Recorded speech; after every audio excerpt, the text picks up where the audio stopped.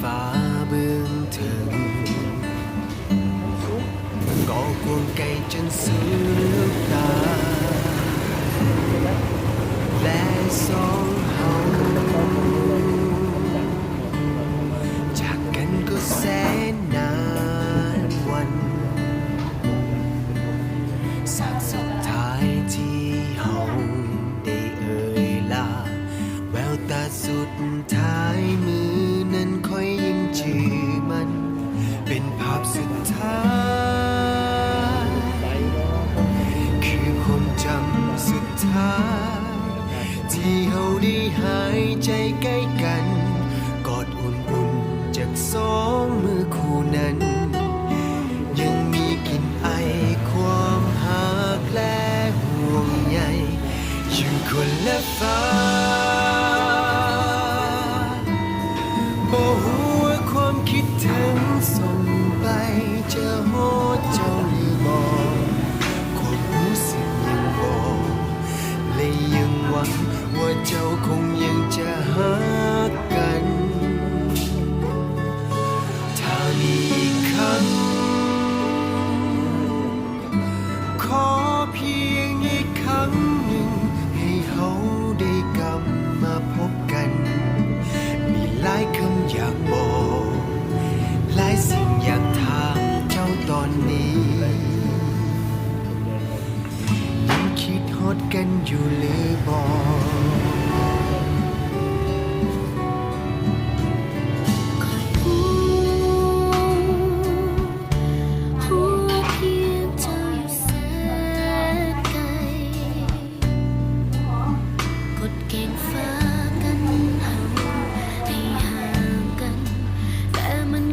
กีดกันได้เพียงแต่ห่างกายส่งต่อเจ้าบอกว่าเจ้าอยู่ที่ใดความคิดถึงของคอยจะส่งไปหวังว่ามีจักวันเจ้าคงได้สัมผัสมันอยู่คนละฟ้า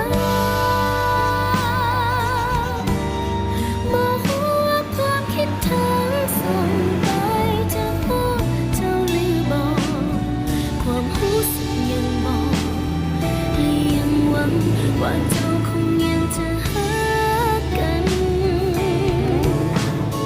ถ้ามีอีกครั้งขอเพียงอีกครั้งให้เขาได้กลับมาพบกันมีหลายสิ่งอยากถามหลายคำอยากบอกเจ้าตอนนี้อยู่คนละฟ้าบ่ฮู้ว่าความคิดถึงส่งไปจะโหดเจ้าหรือบ่ความรู้สึกยังบอกและยังหวังว่าเจ้าคงยังจะหากันถ้ามีอีกครั้งขอเพียงอีกครั้งหนึ่งให้เขาได้กลับมาพบกันมีหลายสิ่งอยากถามหลายคำอยากบอกเจ้าตอนนี้คิดฮอดเกินบรรยาย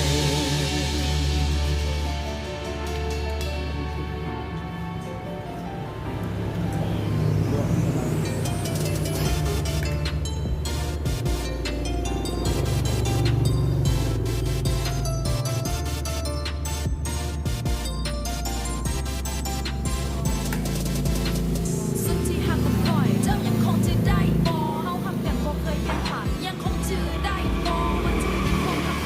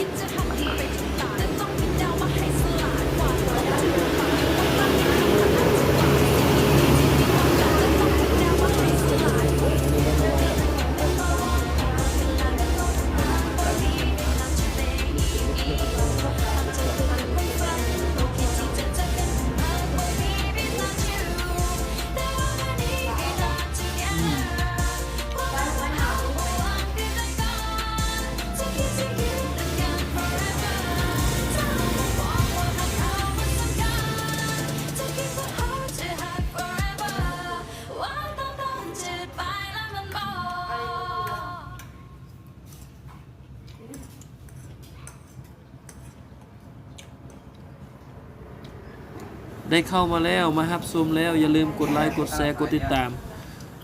กด Subscribe ช่องบ่าวบ้านนาชาแนลบ่าวบ้านนาพาแดกชาแนลเด้ออย่าลืมเด้อกดติดตามกันเด้อ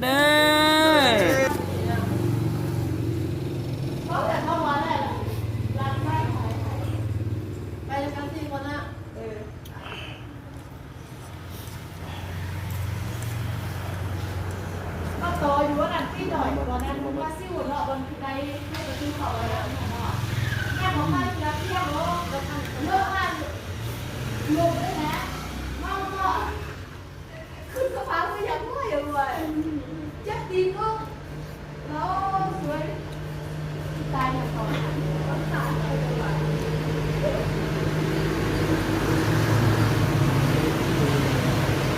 เที่ยงกูเนี่ยโลกโลกเนาะเป็นอย่างกับร้านไส้ไปไหนเนาะโจมมาดูผมนิ่งเลยกินอันนี้กว่าไปนำนะโอ้ก็ไม่กว่าไปนำก็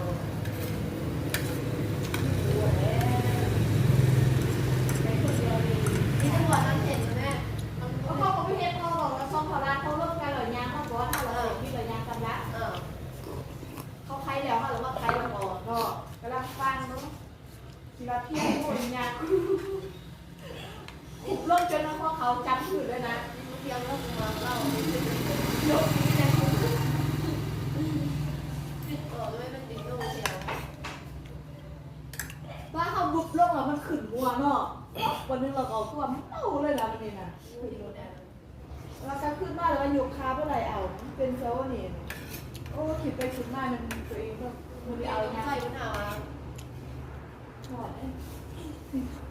ป้าที่แกโซ่คุณปีก็เห็นคุณปีน่ะซื้อโลนึงน่ะก็วันอาทิตย์น่ะเบิ้ลซันซื้อลูกใจหายไปไหนหมดได้แล้วหายแล้ว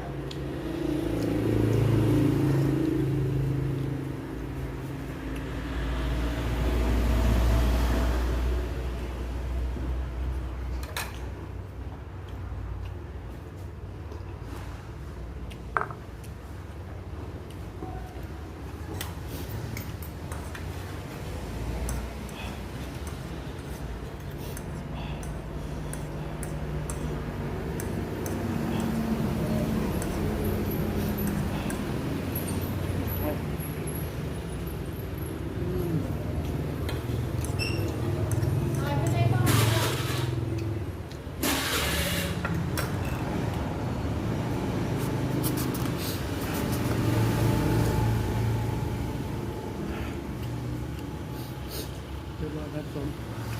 ได้เลยเข้ามารับชมอย่าลืมกดไลค์กดแชร์กดติดตามกด Subscribe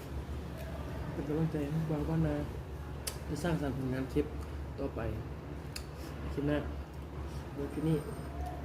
หมดแล้วเยี่ยมมากนี่เจ้าของงานผมเกี่ยวกับเรื่องร่างกายผมเยี่ยมมากเจอกันคลิปหน้าบ๊ายบาย